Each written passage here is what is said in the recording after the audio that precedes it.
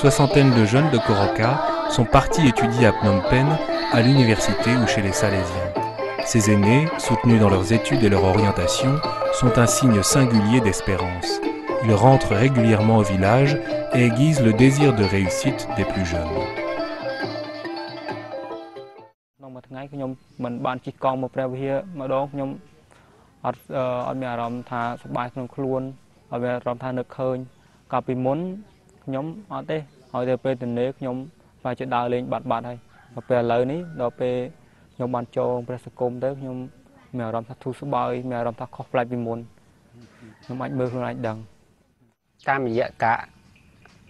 Dul đắng âm pi khang chùm nứa, cả na dương này dây tha chuột cho môi nương Pray Giêsu, cứ dương chuột cho môi bông phong rồi bỏ dương, chuột cho môi nương nẹt cày cỏ, chuột cho môi nương nẹt chùm nứa, bà mà nút đại dương chuột, cứ dương chuột cho môi nương Pray Giêsu, đối với dương chuột cho môi nương Pray Giêsu này, sầmรับbao vì sao rồi bạc nhom toán, nhom ai này dây tha nhom nương chuột cho môi Pray Giêsu nó pel atithan đấy, nhom mẹ làm mà giá đối với nhom nơi cho môi Pray Giêsu. Về nhung riêng chìm riêng, thua ai aramบอกhiếm tới tam ắt này là chìm riêng này, nó về đại lục bố trí cha punjol prekampi, an prekampi chừng tới thua ai hiếm mẹ aram thắc nhóm chua Pray Giêsu này, ngày mỗi thì nhung ban mau pi salarian vĩnh, pi cầm mông chám, ở cầm lang mình tết, nương cày mó khi nhung lư đôi chia bông đài chuột như khlang mình tèn, nương cày mó khi nhung bại chất mình tèn, nhung zoom đài khlang. Nó biết là khi em chặt đàm an prementu rồi riêng rồi smoke nhưng mà đắng lấy chói pin nó họ đắng thả atabot ná prementu nào thì nó pin nó đôi chùm lúa nó không còn cua sát chặt đàm nó chỉ ngọc.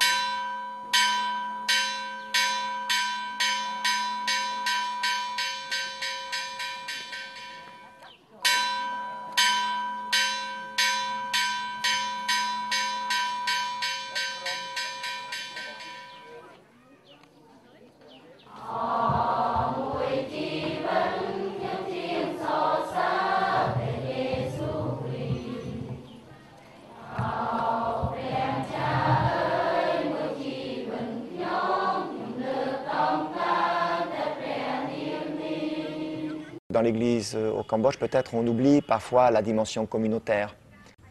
Et en même temps, il me semble très important aussi que les catéchistes, les chrétiens, les prêtres, les religieuses travaillent ensemble et travaillent vraiment à proximité de leur peuple.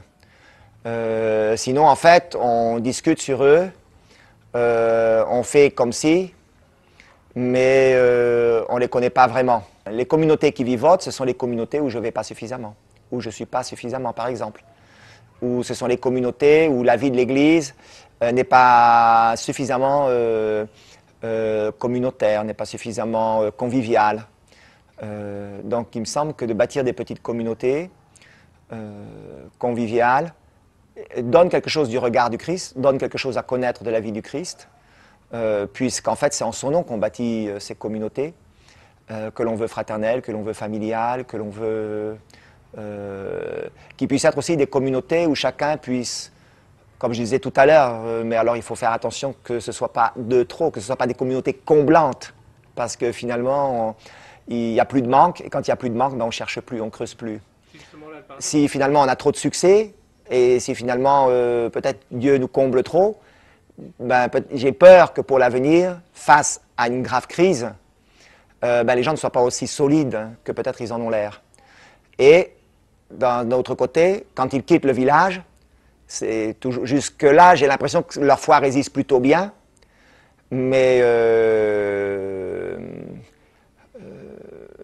quand même, j'ai peur que s'il n'y a pas, parce qu'évidemment ils quittent le groupe qu'ils connaissaient, et s'il n'y a pas un tel groupe ailleurs, ben, finalement il y a rien ou peu de choses qui peut les raccrocher à l'église ailleurs que dans le village de Koroka.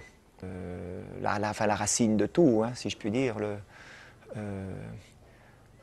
ce qui nous attache à l'église, bien sûr, c'est le Christ. Alors, on mettrait la charrue avant les bœufs, si je puis dire. Donc, ce qu'il faut d'abord, en fait, c'est d'abord être attaché au Christ et puis ensuite s'attacher à l'église. Au Cambodge, les catholiques souffrent de leur étiquette chrétienne. Les paroissiens de Coroca n'y échappent pas, sans cesse soupçonnés de trahir leur appartenance à la nation et à sa devise. Un peuple, une religion, un roi. Mais les relations avec la pagode se sont apaisées dernièrement. La tiare du village est une personnalité. Il entonne les prières bouddhistes, officie pendant les cérémonies religieuses, sert d'intermédiaire entre le peuple et les bonzes de la pagode.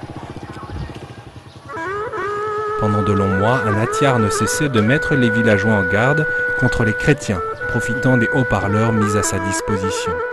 Mais une de ses filles est devenue chrétienne. Elle s'est mariée avec un jeune bouddhiste du village. Ce fut le premier mariage dans l'église de Coroca. Depuis, l'attitude de cet atiar a évolué et il veut désormais témoigner de sa tolérance.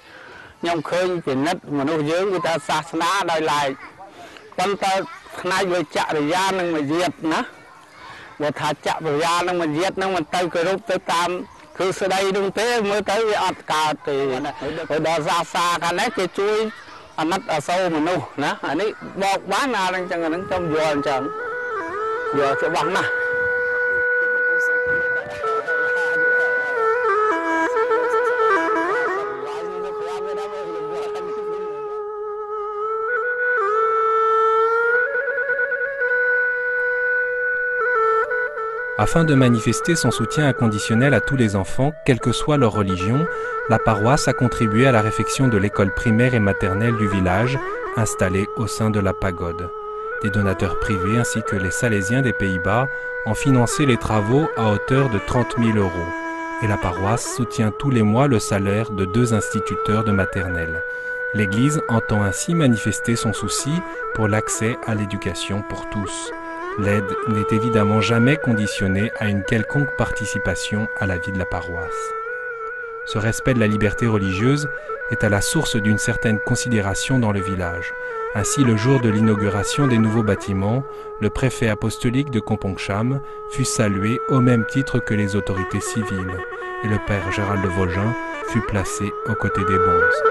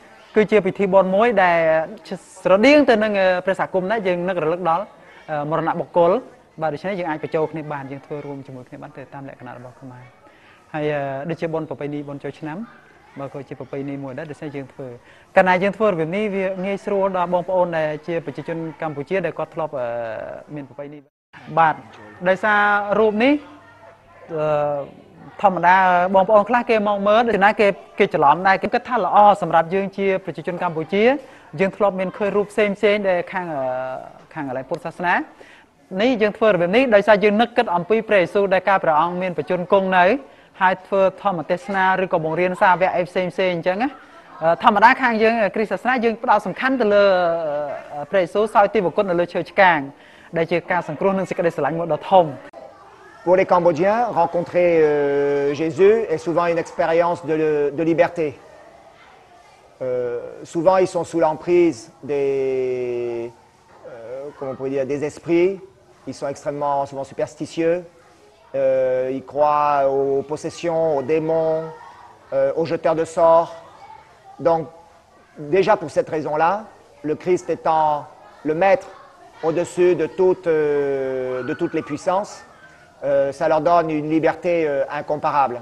Ensuite, au niveau du karma, souvent le karma, c'est une double punition. Enfin, ça peut apparaître comme une double punition.